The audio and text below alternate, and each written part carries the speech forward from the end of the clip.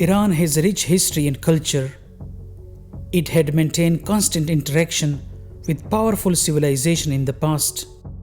Iran was once in constant wars with the Greek and Roman empires in the west, the Ottoman and Russian Empire in the northwest, and the Indo-Afghan empires in the north and east. It has a rich literature compared to other countries in the region. It was once a seat of power in the east and was demanding respect. So how it ended up like that? What went wrong? How such a modern country turned into a theocracy? Revolutions usually bring enormous positive changes, but why the Iranian now demands another revolution, and this time quite the opposite? This video is for someone who knows nothing about Iran's past and the reason that brings such an enormous country to its knees and almost to the edge of collapse. Iran was in constant Anglo-Russian occupation during the two world wars. Iran luck changed when the British companies found oil reserves in Iran in 1908. The British and the Russian maintained these crucial oil supplies during the Second World War. In between the First and Second World War, Iran was under the reign of Shah's monarchy. The British and the Russian assures Iran to leave after the Second World War. They both left, but the British companies demand revenues from their investment in the oil industry. Thus, half of the revenues from the oil resources goes to the British companies. Reza Shah Pahlavi maintained constitutional monarchy after the Second World War and allowed the parliament to hold a lot of power. The parliament was quite unstable, and the post-British Russian occupation saw the rise and fall of 6 different prime ministers. But it was in 1951 that Prime Minister Mohammad Mossadegh received the vote required from the parliament to nationalize the British-owned oil industry. Despite the British pressure, including an economic blockade, the nationalization continued.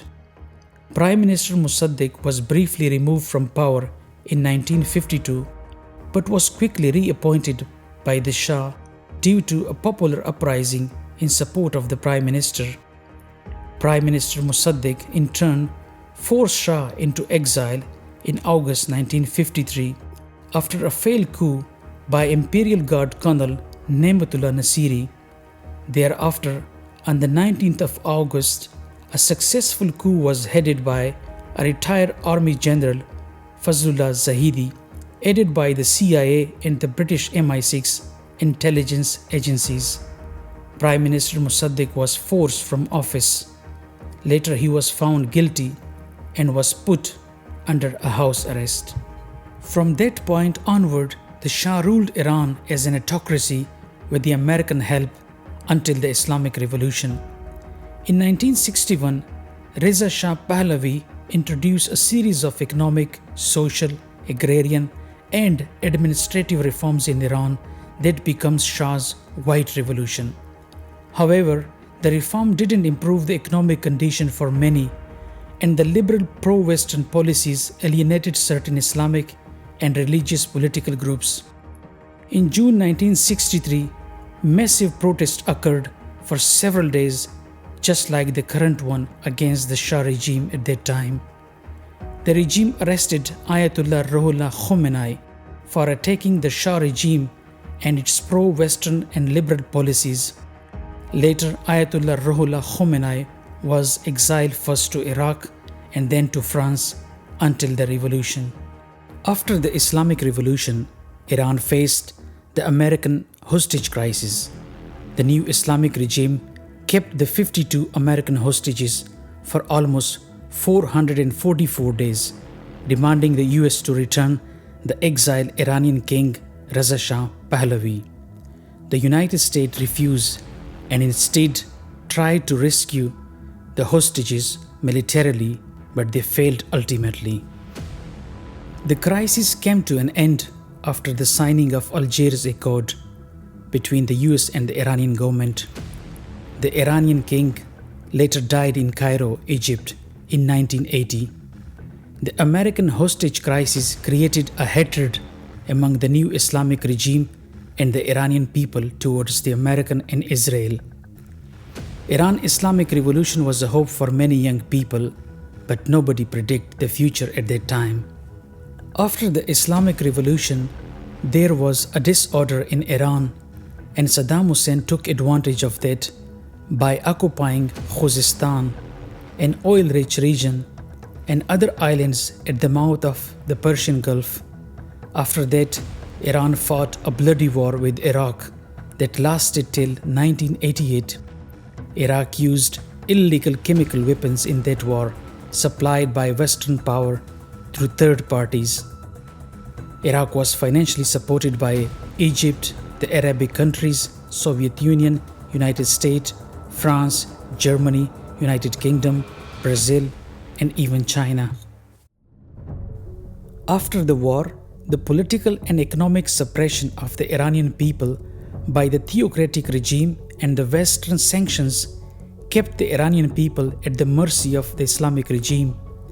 The Islamic regime was more focused on enmity towards the US and Israel rather than the welfare of its own people. They were more focused on bringing the same Islamic revolution in other countries than the economic development of Iranian people.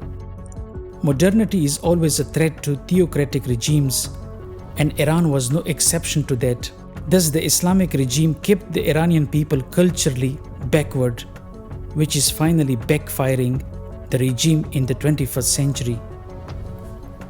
Further, the Islamic regime main focus was on creating proxies in the region and calling them the axis of resistance. This brings them closer to Iraq, Syria, Lebanon, Hamas in Gaza, and the Houthis in Yemen. Iran was supplying them with the already scarce Iranian resources, weapons, money, and much more. The Islamic regime was creating problems for both Israel and the US interest in the Middle East, and it was irritating them for a long time.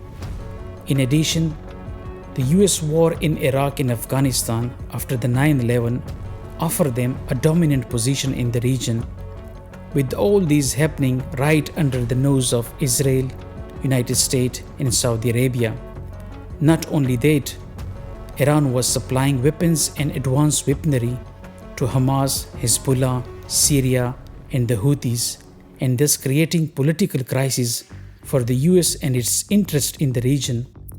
Hamas and Hezbollah were firing missiles towards Israel for fun, and Houthis targeting Saudi oil industry and airports in Riyadh. Further, Iran joining Russia in Syria by providing foot soldiers and bringing Hezbollah fighters to the battlefield in Syria. That is the boldest stand ever taken by someone against the US interest in the region. Iran was literally playing with the fire, and any politically aware scholar can understand the gravity of the situation. Now, the question is, where are Iran proxies now? Syria is long gone. Gaza has been flattened by Israel. Hezbollah surrendered, and Houthis are almost counting their last breath. Now, where is Iran itself? After the 12 days war with Israel, its military morale is low, the economy is suffocating, and its people on the street are calling for the regime to step down. Iran inflation is historic, and its currency is almost becoming a tissue paper, while on the other hand, the regime is killing its own people by naming them US and Israel puppets and agents. All those killed on the streets were young and educated people, the same young people that once helped the current Islamic regime to topple the Shah monarchy in 1979. Now the Islamic regime is afraid of the same fate. Not only that, but the US is now considering an airstrike against the regime that is already struggling to fix the economy and the political stability in the already divided nation. Now the Islamic regime understands its mistakes by spending billions of dollars and killing unknown number of Iranian and foreign people in useless, bloody pro-war projects. Iran promised help to its allies, but why they were not able to defend the Palestinian people in Gaza Hezbollah in Lebanon, Assad regime in Syria, and now the Houthis are begging for help against the Saudi alliance in the south of Yemen that is getting momentum day by day. It's time for the people of Gaza, Lebanon, Yemen, and Syria to learn something from history. The United States has not forgiven someone against its interest in the Middle East till this day.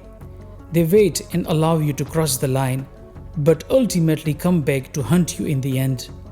I'm not scaring someone, and I'm not discouraging anyone to try and get rid of the US dominance in the region, but so far it has ended up in millions of deaths.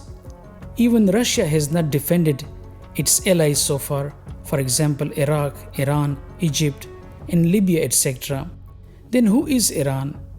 Therefore, the people in the region should learn from this lesson that is unfolding right in front of our eyes. Iran has a huge oil and gas reserve, and they should take advantage of that, like Saudi Arabia, Kuwait, and Qatar, rather than creating and leading revolutions. That has always repercussions in this region.